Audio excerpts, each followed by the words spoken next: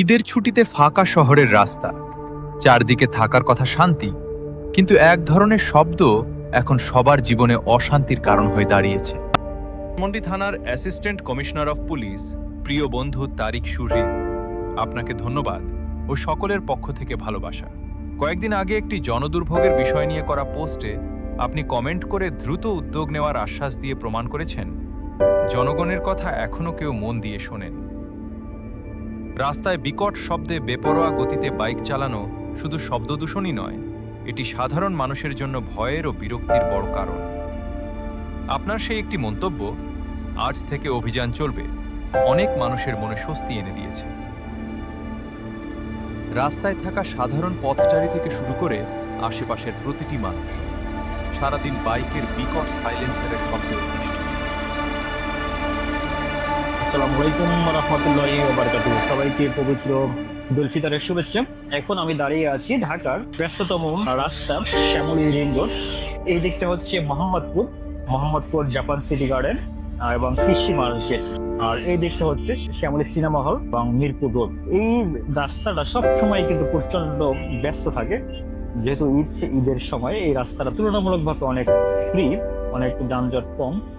এই রাস্তায় কিছুক্ষণ পর পরে মানুষ প্রচন্ড ভাবে বিরক্ত হচ্ছে যে কিছু মোটরসাইকেল শৃঙ্খলা উদীয়মান যুবক প্রচন্ড সাইলেন্সার বাজিয়ে প্রচন্ড শব্দ করে সারা এলাকাকে জানান দিয়ে মোটরসাইকেল চালাচ্ছে। এতে করে এই এলাকার বাসিন্দা যারা রয়েছে, পথচারী বাসিন্দা, ছোট বাচ্চা, বৃদ্ধ, সবাই প্রচন্ড ভাবে বিরক্ত বোধ করতেছে। এমনকি যদি কেউ ঘুমিয়ে থাকে, কোনো বাচ্চা ঘুমিয়ে থাকে, সে লাফ দিয়ে উঠে যাবে এই শব্দে। সংশ্লিষ্ট কর্তৃপক্ষ এবং এখানে যারা রয়েছেন তাদের কাছে আকুল আবেদন থাকবে, আপনারা বিষয়টা অবশ্যই আমলে নেবেন। আমলে নিয়ে যারা এই কাজটা করতেছে অবশ্যই তাদেরকে এই কাজটা থেকে বিরত রাখার জন্য ইনিশিয়েটিভ নেবেন। সে যদি আপনার ভাই হয়, সে যদি আপনার দলের লোক হয়, সে যদি আপনার সন্তান হয়, তো একটা বিষয় চিন্তা করেন, আপনার এই সাইলেন্সার বাজিয়ে রাস্তাকে দাবিয়ে এই মোটরসাইকেল চালিয়ে কি লাভ পায়? আল্লাহ না করুন কোনো ধরনের অ্যাক্সিডেন্ট বা তার সামনে যদি কোনো বাধা পড়ে, সামনে কোনো অবস্ট্রাগল পড়ে, তার যে মোটরসাইকেলের গতি এমনভাবে অ্যাক্সিডেন্ট করবে বা এমনভাবে সে ক্ষতিগ্রস্ত হবে, তার জীবন নাশের বেশমীয় সম্ভাবনা থাকে। তো আপনি আপনার সন্তানকে, আপনি আপনার ভাইকে না হারাতে চাইলে অথবা মানুষের অভিশাপ না নিতে চাইলে অবশ্যই এই বিষয়টা আপনারা খেয়াল রাখবেন।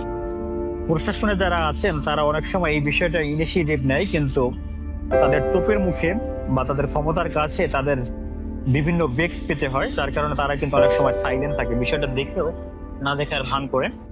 এই অত্যাচার শুধু দিনের বেলাতেই সীমাবদ্ধ নয়, সন্ধ্যা নামার পরও তা থামে না।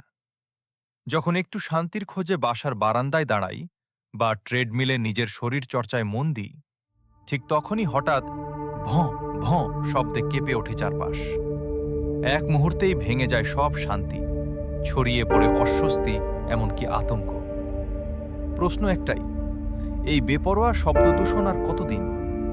সময় এসেছে সচেতন হওয়ার, নিজের জন্য, অন্যদের জন্য, একটি শান্ত নিরাপদ পরিবেশের জন্য। চালিয়ে আপনি পুরো এলাকাকে জানান দিয়ে আপনার কি লাভ হচ্ছে? এটা কি আপনার ক্ষমতার কোনো বহিঃপ্রকাশ? আপনি কারোর দৃষ্টি আকর্ষণ করার জন্যে বহু গতিতে বাইক চালিয়ে আসতেছেন, কিন্তু দুর্ভাগ্যের ব্যাপার হচ্ছে আপনাকে কেউ দেখতেছে না বা আপনিও কাউকে দেখতে পাচ্ছেন না। আপনার চোখের পলকের ভিতরে আপনি হারিয়ে যাচ্ছেন। এটা বাস্তব ঘটনা বলি, এরকম একটা ঘটনা আমি দেখেছি সচক্ষে। প্রচণ্ড গতিতে একটা বাইক যাচ্ছিল এবং দুর্ভাগ্যবশত সেটা অ্যাক্সিডেন্ট করে। অ্যাক্সিডেন্ট করার পরে সাধারণত আমরা দেখি যে আশেপাশে যে মানুষগুলো থাকে সবাই কিন্তু সাহায্যের জন্য এগিয়ে যায়। দুর্ঘটনাস্থলে গিয়ে সবাই ক্ষতিগ্রস্ত ব্যক্তিকে হাসপাতালে নেওয়ার চেষ্টা করে বা সাহায্য করার চেষ্টা করে, কিন্তু এই অ্যাক্সিডেন্টটা ছিল সম্পূর্ণ উল্টা। যখন অ্যাক্সিডেন্টে করলো, আশেপাশে মানুষ যারা রয়েছে তারা অনেকেই আলহামদুলিল্লাহ বললো। মানে যদিও এটা আমি সাপোর্ট করি না, তারপর এটা বলার কারণ হচ্ছে, দেখেন মানুষ কি পরিমাণ বিরক্ত হলে বা আপনাদের প্রতি কি পরিমাণ রাগান্বিত হলে একটা অ্যাক্সিডেন্ট হওয়ার পরে মানুষ আলহামদুলিল্লাহ বলে। তো এটা বলার কারণ হচ্ছে, দেখুন ক্ষমতার কারণে আপনার ক্ষমতাবান ব্যক্তির ভাই, ক্ষমতাবান ব্যক্তির স্বজন এরকম সারা এলাকার মানুষের ঘুম নষ্ট করে, মানুষের সমস্যাগ্রস্ত করে তাকে উৎসাহ দিচ্ছেন বা তার কাজে বাধা দিচ্ছেন না, কিন্তু নৈতিকভাবে আপনি নিজেকে প্রশ্ন করেন এটা দিয়ে আসলে লাভ কি, কোনো কি লাভ, বাইকটা চালাচ্ছে থেকে কোনো লাভবান হচ্ছে কিনা। আর যদি লাভবান না হন তাহলে কেন আপনি মানুষের অভিশাপ নেবেন, কেন আপনাকে মানুষ গালাগালি করবে, এটা আমার আপনার কাছে প্রশ্ন রাখলাম।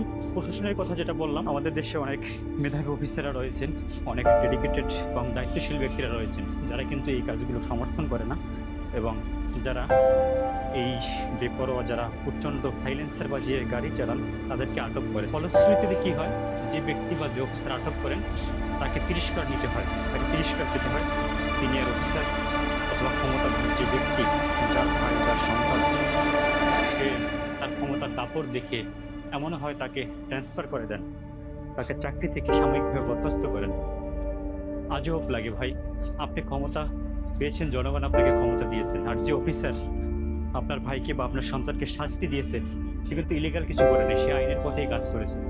কিন্তু আপনি তাকে ফোন দিয়ে আপনি তাকে ট্রান্সফার করে দিবেন, আপনি তার ক্ষতি করবেন, এটা আসলে একান্তই আপনার ক্ষমতার অপব্যবহার। এই ভিডিওটা যদি সংশ্লিষ্ট কেউ দেখেন বা যারা বাইক চালান তারা দেখেন, নিজের কাছে একবার প্রশ্ন করবেন যে আপনারা কাজটা করতেছেন এটা ঠিক করতেছেন কি। যদি ভুল করে থাকেন আগামীতে এই কাজটা করিয়েন না, কারণ গাড়িতে যে সাইলেন্সারটা লাগিয়েছেন সেটা অবৈধ। আর এত জোরে সাইলেন্সার বাজিয়ে সারা এলাকার মানুষকে কষ্ট দিচ্ছেন, এটা এক মানুষের অভিশাপ নিচ্ছেন। দ্বিতীয়ত আপনি কোনোভাবেই লাভবান হচ্ছেন না। সুতরাং প্রত্যাশা থাকে তারা ফাঁকা রাস্তা পেলেই এরকম সাইলেন্সার বাজিয়ে প্রচণ্ড গতিতে মোটরসাইকেল চালাবেন না। ধানমন্ডি থানার অ্যাসিস্ট্যান্ট কমিশনার অফ পুলিশ প্রিয় বন্ধু তারিক সুরি জনগণের সমস্যাকে গুরুত্ব দিয়ে সব বাধা ও প্রতিকূলতা উপেক্ষা করে জনকল্যাণে পদক্ষেপ নেওয়ার জন্য আপনাকে জানাই আন্তরিক ধন্যবাদ ও অনেক অনেক ভালোবাসা। আমাদের প্রত্যাশা এভাবেই মানুষের পাশে থাকবেন আর আমাদের শহর হবে আরও নিরাপদ ও শান্ত।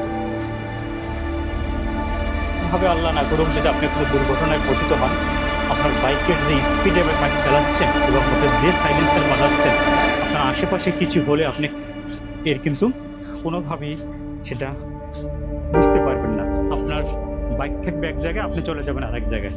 যে কোনো মুহূর্তে চোখের পলকের ভিতরে কিন্তু আপনি আপনার জীবনের উদ্দীপ নিভে যেতে পারে। প্রভাবকে বিশ্বাস করেন, সৃষ্টিকর্তাকে বিশ্বাস করেন, তো অবশ্যই এই মানুষগুলোর অভিশাপ নিয়েন না। এখান থেকে যতবার বাইক চালিয়ে গিয়েছে আমি দেখেছি আশেপাশে যে মানুষগুলো রয়েছে সব মানুষগুলো মনে মনে গালি দিচ্ছে যে এরা কোনো ভালো করার সন্তান না, ভালো করার সন্তান হলে এরকম বাইক চালাতে পারে না। একটা মজার বিষয় হচ্ছে এখানে যারা বাইক চালাচ্ছে তারা অধিকাংশই 18+, মানে 18, 19, 20, 21 বা 30-এর ঘরে, মানে তারা আপনারা হচ্ছেন ইয়ং জেনারেশন। তো আপনারা কিন্তু সব কিছু ভালো জানেন। বিষয় ভাবতে খুব কষ্ট হয় যে আপনার 18 বছরের ছেলে, 20 বছরের ছেলে, তাকে আপনি কিভাবে একটা বাইক কিনে দেন আর সে বাইকে এরকম সাইলেন্সার বাজিয়ে সারা এলাকার মানুষকে হয়রানি করে সারা এলাকা দাবিয়ে চলতেছে। লাইক অভিভাবক হিসেবে আপনি দেখা উচিত না? অবশ্যই উচিত, কারণ যে কোনো সময় তার এই বেপরোয়া চলা, তার এই বেপরোয়া গতি তার জীবন প্রদীপ নিভে যাওয়ার জন্য যথেষ্ট। সুতরাং আপনি আপনার সন্তানকে, আপনি আপনার ভাইকে, আপনি আপনার আত্মীয়কে যদি না হারাতে চান, আপনার ক্ষমতা বা দাম্ভিকতা ছেড়ে সাধারণ মানুষের কথাগুলো শুনুন। এই ধরনের বেপরোয়া গাড়ি চালানো বন্ধ করুন এবং তাদেরকে কোনো আইন প্রশাসন নয়, আপনি ব্যক্তিগতভাবে আপনি শাসন করুন যে কোনোভাবেই তুমি এটা করতে পারবে না। আর এটা কোনো হাইওয়ে রোড না, এখানে যে সামনে কোনো অবস্টাকেল আসবে না। কিছুক্ষণ পর পর মানুষ রাস্তা পার হচ্ছে, যে গতিতে গাড়ি আসতেছে যদি একজন মানুষ রাস্তা পার হতে যায় তখন তাকে বাঁচাতে গিয়ে অথবা তার উপর দিয়ে গাড়ি চালিয়ে যেতে হবে। সেগুলো কেউ ব্যক্তিগতভাবে নেবেন না। আশা করি অ্যানালাইসিস করবেন যে আপনারা সবাই বর্তমানে অত্যন্ত বিচক্ষণ এবং দায়িত্বশীল ব্যক্তি। হয়তো কোনো অজানা মোহের ভিতরে পড়ে বা নিজের ক্ষমতাকে দেখানোর জন্য এই কাজটায় যুক্ত হচ্ছেন। আশা করি আপনারা নিজেরা নিজেকে প্রশ্ন করবেন যে যেহেতু এইখানে কোনো আপনি ব্যক্তিগতভাবে লাভবান হচ্ছেন না বা আপনার কোনো উপকার হচ্ছে না, সুতরাং মানুষকে কষ্ট না দিয়ে স্বাভাবিক গতিতে কম স্পিডে এবং সাইলেন্সার খুলে গাড়ি চালাবেন। অবশেষে আমার প্রিয় বন্ধু আর এসি তারিক শহীদকে অনেক অনেক ভালোবাসা যে আমার পোস্টটা দেখে পোস্টে কমেন্ট করার জন্যে যে আপনাদের প্রশাসন আইনানুগ ব্যবস্থা নেবে। আপনাদের প্রশাসন যখন মানুষের কথাগুলো শুনবে, সাধারণ জনগণের কথাগুলো শুনবে, তখনই কিন্তু মানুষ অভিযোগ জানাতে পারবে। কোনো ক্ষমতার কাছে মাথা নত করে নয়, আপনারা আপনাদের আইনের প্রতি শ্রদ্ধা রেখে বেআইনি কাজগুলোকে প্রতিহত করবেন, এটাই প্রত্যাশা করি। ট্রেডমিল থেকে এক্সারসাইজ করার পাশাপাশি আমি আপনাদের এই বার্তাটা দিলাম। আশা করি ভিডিওটা সবাই দেখবেন। কেউ যেন ভুল করে এই কাজটা না করি, সড়ক নিরাপদ রাখি, নিজের জীবনকে নিরাপদ রাখি। সময়ের চেয়ে জীবনের মূল্য অনেক বেশি। কখনো না ফেরার চেয়ে আস্তে আস্তে ফেরা বা আস্তে আস্তে চলাটা কিন্তু উত্তম। ওকে, সবাইকে অনেক অনেক ধন্যবাদ।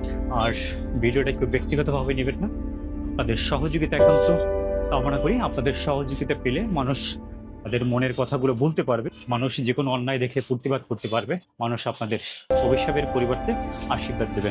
ধন্যবাদ। ভিডিওটি ভালো লাগলে অবশ্যই লাইক, কমেন্ট এবং শেয়ার করে অন্যকে দেখার সুযোগ করে দিবেন।